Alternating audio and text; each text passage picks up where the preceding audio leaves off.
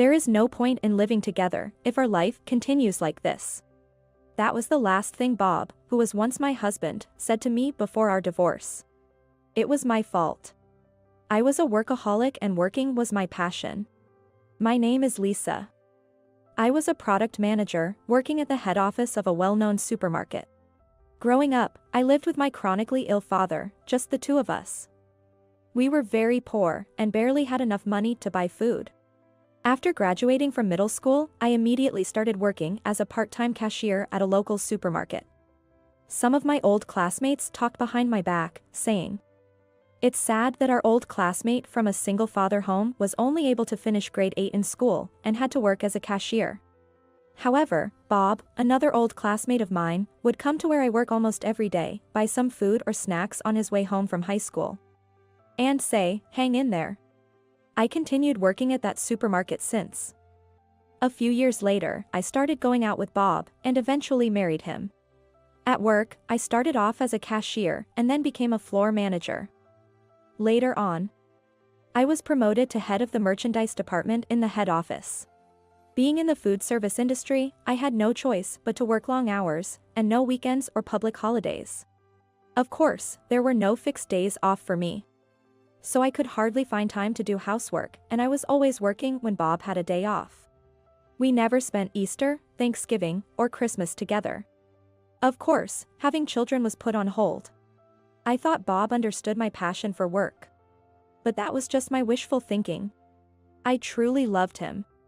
That was why when he brought up divorce, I couldn't stop crying. But at that time, I had no intention of quitting my job or changing my lifestyle. After divorcing Bob, I rented a new apartment, lived alone, and immersed myself in my work to forget him.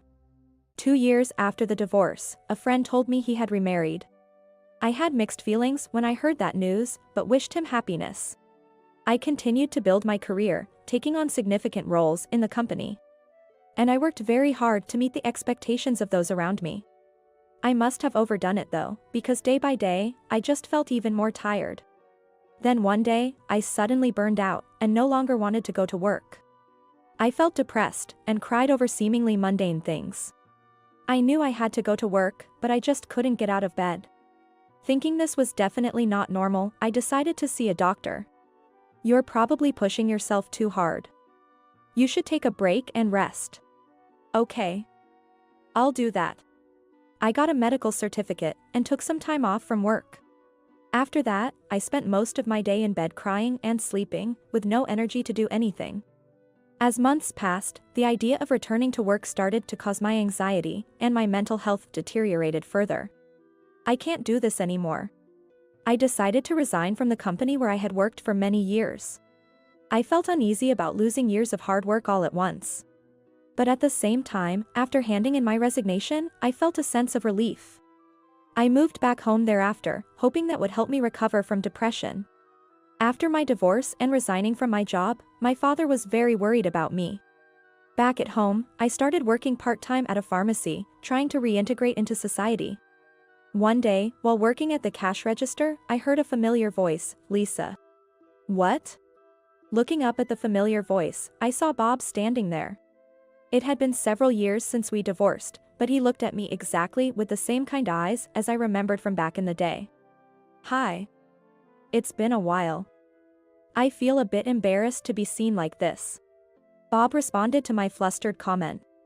"I thought you looked very familiar. I never expected I'd see you again." He looked surprised, with his eyes wide open. He waited for me until my shift ended, and we went to a nearby cafe. At first, we were both nervous, and he made casual comments like, "This coffee is good," and "You always had a sweet tooth." Once we got used to each other, Bob asked, "By the way, why are you working at that pharmacy?" I told him about my overwork and depression, which caused me to quit my old job and to come back home for a change. "That must have been tough. Lisa, you were always such a hard worker." Bob also shared about his life since our divorce. He remarried a woman who had been working at his workplace as a temporary casual worker. However, he ended up divorcing that woman 6 months ago. According to him, she cheated on him. The divorce was the reason for him requesting a transfer to a branch near our hometown. After finishing his story, Bob said, "Well, we both went through a lot, but maybe it's fate that we met again," and he smiled shyly. I involuntarily blushed at his smile. We started going out as friends after that. On our days off, we would go out for drinks or take walks in the neighborhood together. Since the day I met Bob again, I believe I began feeling much better and happier. I used to not even want to go outside, but now I found myself wanting to go out. And I was once again attracted to Bob. I often wondered if he felt the same way. About 6 months after we met again. "I want to give it another shot with you. I love you after all." Bob admitted to have feelings for me again, and we started dating. Of course, we weren't thinking about getting married. I'd hurt him in the past, and he'd been divorced twice. The truth was that we no longer had confidence in ourselves. But then, we decided to move in together. Since then, life became enjoyable, and also my health improved significantly. One day, Bob came home with a skinny little girl. "Hello. I'm Mary." The little girl who greeted me softly turned out to be Bob's child from his previous marriage. She was only 5 years old. I knew Bob had a daughter. However, I was honestly surprised when he suddenly brought her home with him. "Sorry, I didn't have a chance to tell you. It seems her mother left Mary at her grandparents' and then disappeared. So I had to bring her here for now. Hope you're okay with that," Bob said, looking apologetic. "I'm okay. And hello, Mary, I'm Lisa. Nice to meet you," I said to Mary, who was tightly holding Bob's hand, but she avoided eye contact with me. She probably didn't know that her mother abandoned her and was most likely unable to understand why she was brought here. Looking at Mary, who was looking down sadly, I nearly cried. "Do you mind if Mary stays with us for a while?" he asked apologetically, and I replied, "Of course not. I feel like I've got a daughter now. Make yourself at home, Mary." Hearing this, Mary quickly hid behind Bob. It was understandable that she didn't know how to react, since we just met for the first time. I hoped I could slowly build a relationship with her. I explained my situation to my boss at work and took some time off so I could spend time with Mary to get to know each other. At first, Mary seemed reluctant to open up, but gradually she started to smile at me as we played with dolls, and as we go for grocery shopping. One day, when I made her scrambled eggs, which was her favorite food, she said sadly, "Your scrambled eggs are always warm and delicious. Mom only gave me cold food." From the way she talked, it seemed Mary had been neglected by her biological mother. I couldn't understand her mother, making someone as adorable as Mary sad. I told Bob about what Mary said to me. She promised me that she would raise Mary properly. "This is unacceptable," he said angrily. Initially, after the divorce, Bob was seeing Mary every week, but once her kindergarten started, he was only allowed to visit her once a month. Then recently, his visit was reduced to once in a few months. As his visits became less frequent, Mary became more and more quiet, which worried Bob immensely. I had no experience in having or raising a child, but even though I had only known Mary for a short period of time, there was one thing that I was certain. I already loved her very much and wanted to support her in any ways. That child must have been emotionally and mentally hurt so badly. I couldn't believe how horrible person Bob's ex-wife was. My dislike for her grew day by day. Bob was trying to regain custody of Mary, and I helped in every way possible. We tried calling his ex-wife multiple times but never got through. So, it was a huge shock for both of us when she suddenly showed up at our front door. Tall, pretty but with heavy makeup and flashy clothes on, she was the complete opposite of me, and she was shouting at the entrance. "Give Mary back to me, I need her." "What do you mean by I needing her? Didn't you leave her behind for another man?" "Stop kidding yourself," he said, venting his anger. "I broke up with him. I can't be on my own, I'm so lonely, so I want to live with Mary again." I exploded with anger at her selfish words. "What do you think a child is? What a selfish woman you are," I shouted. As we were having a heated argument, Mary came out of her bedroom. "Mommy." "Mary, I'm here to pick you up." "Come here," said Bob's ex.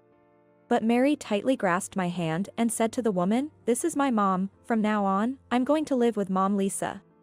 Come on, she's not your real mom. Obviously you'll be happier with me, so come with me. I could feel Mary's hand trembling.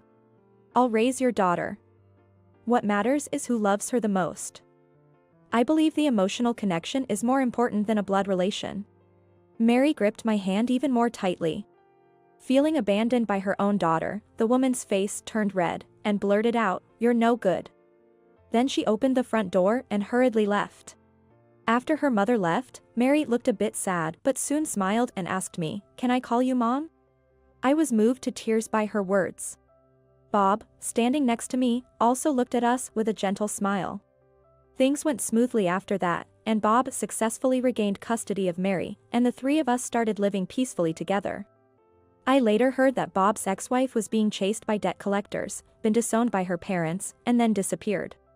Half a year later, on Bob's birthday, Mary and I prepared a feast and waited for him to come home. Bob left work on time and rushed home. We had a modest birthday party for him. While enjoying the delicious meal, Mary suddenly spoke. "Daddy? When will Mom Lisa become my real mom?" Both Bob and I blushed at Mary's words. Truth be told, I wanted to become Bob's wife again. And to become the real mother of adorable Mary.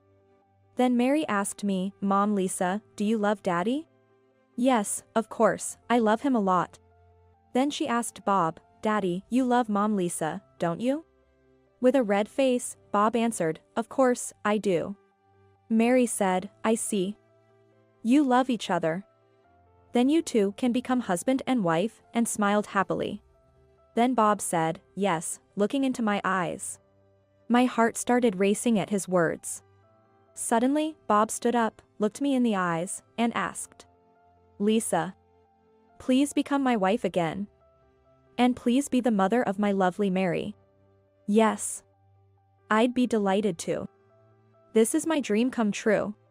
Mary clapped her hands for us. Soon after, Bob and I got married, and officially we, including Mary, became a family. Even though we broke up once, thanks to Mary, we were able to get back together. From now on, as a family of three, we love to live each day with joy.